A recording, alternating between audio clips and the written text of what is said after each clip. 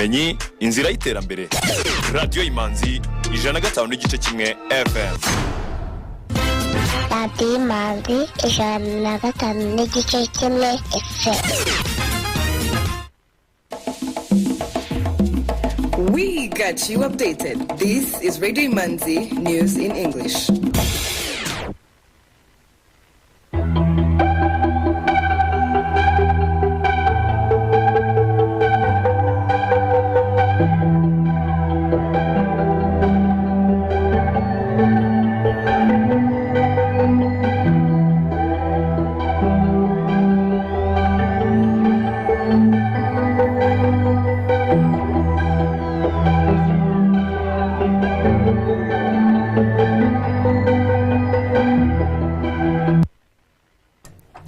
Good evening, dear listener. Thank you for tuning in on a Thursday, December 15th, 2022. This is Radio Imanzi, 105.1 FM, broadcasting from Kigali. Here are the news in English, brought to you by Alvin Umngari. Let us look at the headlines. President Paul Kagame has participated in a meeting convened by East African Community Chair and Burundian President Evariste Ndayishimiye to review and exchange views on the implementation of Luanda Roadmap and Nairobi Peace Process. His Excellency President Paul Kagame has received the 2022 Outstanding African Leadership Award for exemplary COVID-19 response. A witness has implicated genocide suspect Felicien Kabuga and are the three persons in the purchase of weapons that were used to kill Tutsi during the 1994 genocide against the Tutsi. The United States has sanctioned Burundi's former Prime Minister Alain Guillaume Bunyoni for allegedly committing human rights violation in his country. We'll be back with news in detail.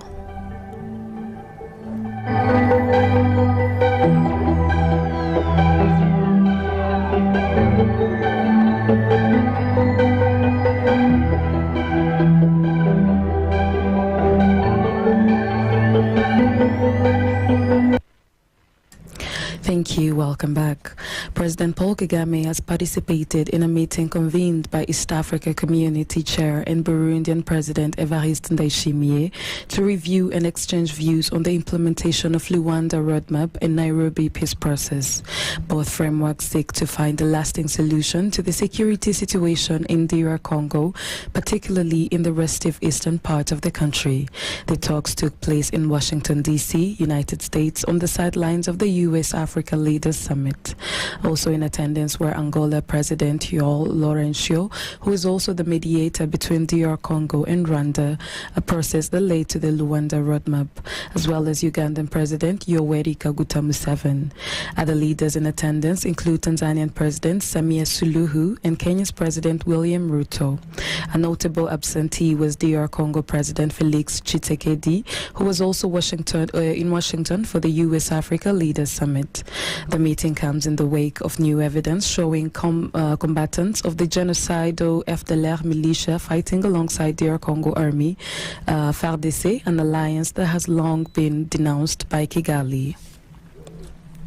President Paul Kagame has received the 2022 Outstanding African Leadership Award for exemplary COVID-19 response. The award is an initiative of the U.S.-based American Academy of the Achievement, which has for 6 decades brought young leaders face to face with the extraordinary visionaries and pioneers who have helped shape the world. The award comes following Rwanda's achievements in fighting COVID-19 that have been recognized by the World Health Organization for establishing rapid response and measure to prevent the spread of the virus through mass mobilization, treatment, and care for patients. Rwanda achieved the WHO target for vaccinating 40% of the entire population by December 2021, with 7,587,808 Rwandans aged 12 years and above, 60% of Rwanda's population having received at least one dose of the COVID-19 vaccine as of December 31st, 2021. The Academy also awarded Ethiopian Prime Minister Abiy Ahmed with the Outstanding African Leadership Award in recognition of the Green Legacy Initiative, started in 2019 with an ambition of planting 20 billion seedlings in a span of 4 years. Having having exceeded the set goal and fulfilling the 4-year challenge with 25 billion seedlings planted throughout the country, Ethiopia has been recognized globally for its reforestation efforts and contribution to addressing climate change. Kagame also took the opportunity to present the Golden Plate Award to the President of Senegal, Macky Sall, and the World Trade Organization Director General Ngozi Okonjo-Iweala, who emerged as the winners this year. A witness has implicated genocide suspect Felicien Kabuga and other 3 people in the purchase of weapons that were used to kill Tutsi during the 1994 genocide against the Tutsi. The witness, codenamed KAB061, appeared through a video link before the International Residual Mechanism for Criminal Tribunals, December 13, 2022, with cross-examination about Kabuga's involvement with the RTLM and fundraising for weapons in Gisenyi. KAB061 said he had friends who came back from Europe accompanying weapons that had been brought by Kabuga, and additionally stated that it was well understood that if Kigali was to be recaptured, Kabuga will get his money back. The witness said he heard Kabuga and other suspects like Pastor Musabe, Theonest Bagusura, and Joseph Nzirorira talk about bringing the weapons into Rwanda, but the counsel of the prosecution asked him about how often he had this. KAB061 replied that he had them several times, showing off and being happy about it, saying that the problem was solved and everyone knew the weapons were bought, the witness concluded. Cross-examined by the judge Mustafa El-Banj on how he knows about the weapons, KAB061 said they were offloaded in Gisenyi town and distributed to soldiers, the Interahamwe, and then civilians to do away with the enemy and accomplices. Judge El-Banj asked the witness what enemy and accomplices meant, and he replied that by enemy they meant the soldiers of the Rwandan Patriotic Front, RPF, that had attacked the soldiers, and that the accomplices were RPF sympathizers, but mostly Tutsis who were considered to help the Rwanda Patriotic Front. The witness told the court that he did not commit a single crime. He was convicted of in 2011 when he testified in Gacaca courts, but stated that he was afraid of similar retaliation due to information he was providing in the Kabuga case. The witness claimed that when he was summoned to the court bureau, he saw people influencing the judges and that the people they testify against are rich and powerful, and that each time there is a document with evidence in this trial, it is immediately communicated to Mr. Kabuga by his defense counsels. Once he knows what is in the document, the witness said, "I am sure that Mr. Kabuga will retaliate." The trial of Felicien Kabuga started on September 29, 2022, in the Hague courtroom of the United Nations International Residual Mechanism for Criminal Tribunals, with a number of witnesses, including men who were members of the militia group commonly known as Interahamwe. The accused is charged with 6 counts, which are genocide, direct and public incitement to commit genocide, conspiracy to commit genocide, persecution on political grounds, extermination, and murder. Results for the 2021/2022 Senior 6 National Examination L-Level were released today at the Ministry of Education headquarters, showing an improvement in the general performance. The results announced by the Minister of State in charge of primary and secondary education, Gaspard Twagirayezu, shows an improvement in the performance compared to the last year, which was 85.3%, while this year the performance was at 94%. All categories, general education, teacher training college, TTC, and technical and vocational education and training, TVET, performed well over 90%. Speaking during the release of results, the Director General of the National Examination and School Inspection Authority, NESA, Bernard Bahati, said it's not possible to make a comparison of this year to next year since the grading system changed.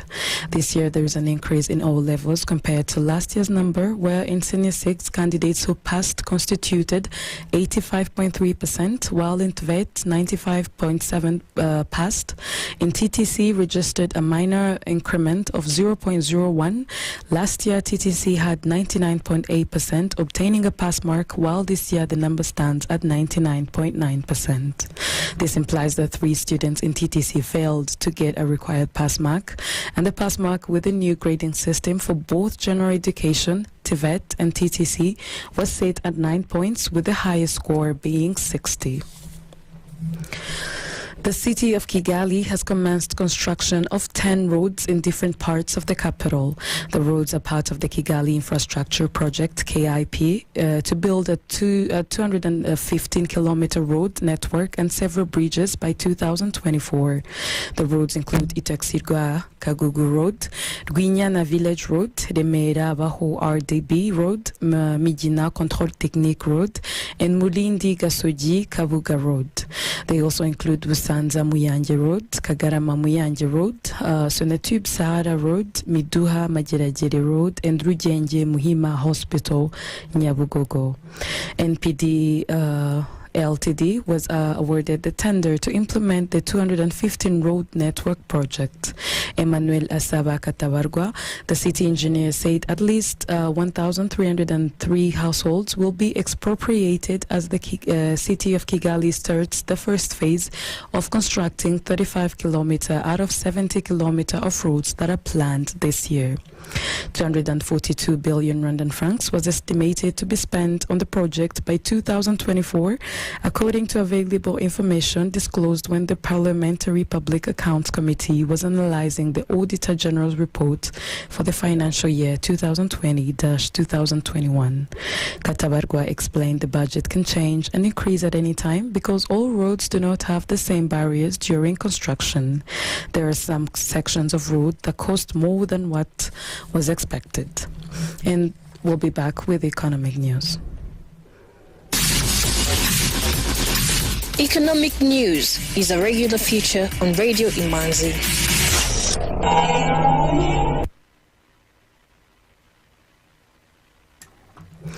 The trading session recorded a total turnover of 4,721,931,800 Rwandan francs from 29,024,100 shares traded in 3 deals on the equities market, while the fixed income market remained quiet.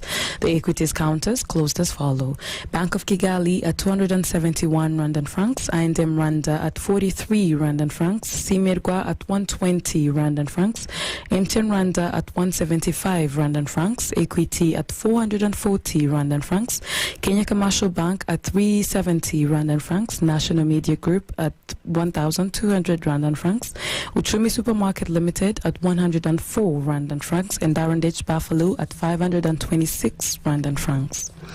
The exchange rate today: the United States dollar was buying 1,054 and was selling 1,075 Rwandan francs. The British pound was buying 1,305 and was selling 1,331 Rwandan francs. The euro was buying 1,122 and was selling 1,145 Rwandan francs. The Kenyan shilling was buying 8.5 and was selling 8.7 Rwandan francs. The Tanzanian shilling was buying 0.45 Rwandan francs and was selling 0.46 Rwandan francs. The Ugandan shilling was buying 0.28 Rwandan francs and was selling 0.29 Rwandan francs. The Burundian francs was buying 0.50 and was selling 0.51 Rwandan francs. And we'll be back shortly with international news. Some items of international news on Radio Imanzi.